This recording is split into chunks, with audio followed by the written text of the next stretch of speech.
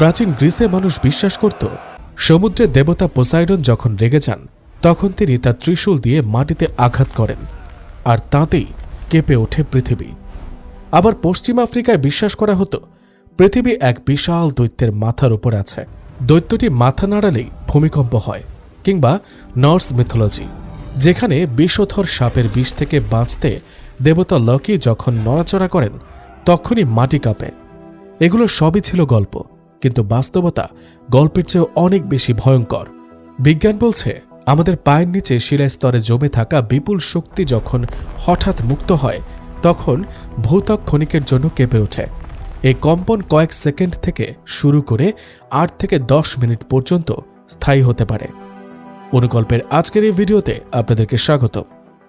আজ জানব 400 বছর ধরে জমে থাকা সেই শক্তির কথা, যা যে কোনো মুহূর্তে তছনছ করে দিতে পারে আমাদের এই প্রিয় বাংলাদেশকে। পৃথিবী আসলে অখণ্ড কোনো মাটির দলা নয়, এর উপরিভাগ অনেকগুলো বিশাল টেকটনিক প্লেট দিয়ে তৈরি। এই প্লেটগুলো একে অপরের সাথে ধাক্কা খায়। মাটির গভীরে যেখানে ফাটল বা সংঘর্ষ হয় তাকে বলা হয় হাইপোসেন্টার বা কেন্দ্র, আর ঠিক তার উপরে ভূপৃষ্ঠের যে জায়গাটি সবচেয়ে বেশি কেঁপে ওঠে তা হল এপিসেন্টার বা উপকেন্দ্র। সারা বিশ্বে প্রতিদিন গড়ে প্রায় 138 বার ভূমিকম্প হয়।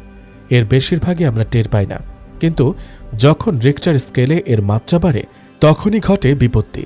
বাংলাদেশ মূলত 3টি বিশাল টেকটনিক প্লেটের সংযোগস্থলে দাঁড়িয়ে আছে: ইন্ডিয়ান, ইউরেশিয়ান এবং বার্মা প্লেট। কলম্বিয়া বিশ্ববিদ্যালয়ের গবেষকরা বলেছেন বাংলাদেশের নিচে জমে ওঠা টেকটনিক প্লেটে গত 400 বছর ধরে প্রচণ্ড চাপ সৃষ্টি হচ্ছে। এই শক্তি যখন মুক্ত হবে তখন রিক্টার স্কেলে এর মাত্রা 8.2 থেকে 9 পর্যন্ত হতে পারে। ভাবা যায় 9 মাত্রার ভূমিকম্প! আমাদের দেশে 8টি সক্রিয় ফল্ট জোন বা চ্যুতি এলাকা আছে। এর মধ্যে সবচেয়ে ভয়ঙ্কর হল ডাউকি ফল্ট এবং মধুপুর ফল্ট। গবেষণা ও ঝুঁকি বিশ্লেষণের ভিত্তিতে বাংলাদেশকে সাধারণত 3টি ঝুঁকিপূর্ণ অঞ্চলে ভাগ করে দেখা হয়। সবচেয়ে ঝুঁকিপূর্ণ অঞ্চলের মধ্যে রয়েছে সিলেট, ময়মনসিংহ, রংপুর ও কুড়িগ্রাম এলাকা। মাঝারি ঝুঁকির অঞ্চলে পড়ে রাজধানী ঢাকা, কুমিল্লা এবং রাজশাহী। অন্যদিকে দেশের দক্ষিণ পশ্চিমাঞ্চল, খুলনা ও বরিশাল বিভাগের এলাকাগুলো তুলনামূলকভাবে কম ঝুঁকিপূর্ণ বলে বিবেচিত। বিশেষজ্ঞদের মতে বাংলাদেশে যদি যে কোনো এলাকায় 7 বা তার বেশি মাত্রার ভূমিকম্প ঘটে তাহলে ঢাকাসহ দেশের অন্যান্য বড় শহরে ব্যাপক ভবন ধস ও প্রাণহানির আশঙ্কা রয়েছে। কিছু মডেলিং বিশ্লেষণে বলা হয়েছে এমন ভূমিকম্পে সারা দেশে লক্ষাধিক ভবন মারাত্মকভাবে ক্ষতিগ্রস্ত এবং 2 লক্ষেরও বেশি মানুষ নিহত বা আহত হতে পারে। কিন্তু পরিস্থিতি আরও ভয়াবহ হতে পারে যদি ভূমিকম্পটির কেন্দ্র হয় ঢাকার কাছাকাছি মধুপুর ফল্ট এলাকায়। সেক্ষেত্রে প্রায় 7 মাত্রার কম্পনেই ঢাকার প্রায় 40% ভবন গুরুতর ঝুঁকির মুখে পড়তে পারে।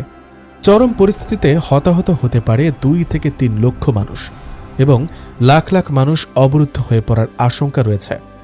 এই ভয়াবহ ঝুঁকির পেছনে রয়েছে কয়েকটি বড় কারণ: অপরিকল্পিত ও অবৈধ নির্মাণ, জাতীয় বিল্ডিং কোডের দুর্বল প্রয়োগ, ভূমিকম্প প্রবণ টেকটনিক প্লেটের সংযোগস্থলে অবস্থান এবং ঢাকার নরম মাটির গঠন। বেশি দিন আগের কথা নয়, স্মৃতিটা এখনও আমাদের মনে দগদগে। 2025 সালের 21শে নভেম্বর সকাল, তখন 10:38:26। শহর ব্যস্ত, মানুষ ছুটছে গন্তব্যে। ঠিক তখনই রাজধানী ঢাকার বুক কেঁপে উঠল। রিক্টার স্কেলে 5.5 মাত্রার একটি শক্তিশালী ভূমিকম্প আঘাত হানে খোদ ঢাকার সন্নিকটে। ভূতাত্ত্বিকরা বলছেন ইন্ডিয়ান প্লেটের গভীরে বিলোমচ্যুতি বা রিভার্স ফল্টের কারণে এই কম্পন সৃষ্টি হয়েছিল। এর গভীরতা ছিল খুবই কম, তাই ঝাঁকুনি ছিল প্রচণ্ড। কম্পন থামার আগেই শুরু হলো আতঙ্ক। মূল ধাক্কার পর একে একে আরও 4টি পরাঘাত বা আফটার শক। মুহূর্তের মধ্যে আনন্দময় সকাল পরিণত হল বিষাদে। বিভিন্ন ভবনে ফাটল ধরল, দেওয়াল ধসে পড়ল, আর সেই ধ্বংসস্তূপের নিচে চাপা পড়ে প্রাণ হারালেন 10 জন মানুষ। গত 2 দশকের মধ্যে এটি ছিল বাংলাদেশের বুকে আঘাত হানা সবচেয়ে মারাত্মক ভূমিকম্প। প্রকৃতি আমাদের চোখে আঙুল দিয়ে দেখিয়ে দিয়ে গেল আমরা কতটা অপ্রস্তুত। ভূমিকম্পের সময় আগ্নেয়গিরির লাভা বা সুনামি হয়তো আমাদের দেশে সরাসরি আসবে না, কিন্তু অপরিকল্পিত ভবনই আমাদের মৃত্যুর কারণ হতে পারে। তাই আতঙ্কিত না হয়ে মনে রাখুন: 1. কম্পন শুরু হলে ড্রপ, কভার, হোল্ড পদ্ধতি মানুন। 2. গ্যাসের চুলা ও মেইন সুইচ বন্ধ রাখুন। 3. সিঁড়ি বেয়ে বা লিফটে দৌড়াবেন না। আজই একটি ফ্যামিলি ইমার্জেন্সি প্ল্যান তৈরি করুন। 400 বছরে জমে থাকা শক্তি কবে মুক্ত হবে তা কেউ জানে না। হতে পারে কাল, হতে পারে 100 বছর পর। কিন্তু আমরা যদি সচেতন হই, আমাদের ভবনগুলো যদি কোড মেনে তৈরি করি, তবে ক্ষয়ক্ষতির পরিমাণ অনেক কমানো সম্ভব। প্রকৃতিকে ভয় না পেয়ে আসুন প্রকৃতিকে বুঝি এবং প্রস্তুত থাকি। নিজে নিরাপদ থাকুন, প্রিয়জনকে নিরাপদ রাখুন। ভিডিওটি শেয়ার করে সবাইকে এই জরুরি তথ্যগুলো জানিয়ে দিন। দেখা হবে আগামী ভিডিওতে। ততক্ষণ পর্যন্ত অনুকল্প এর সাথেই থাকুন।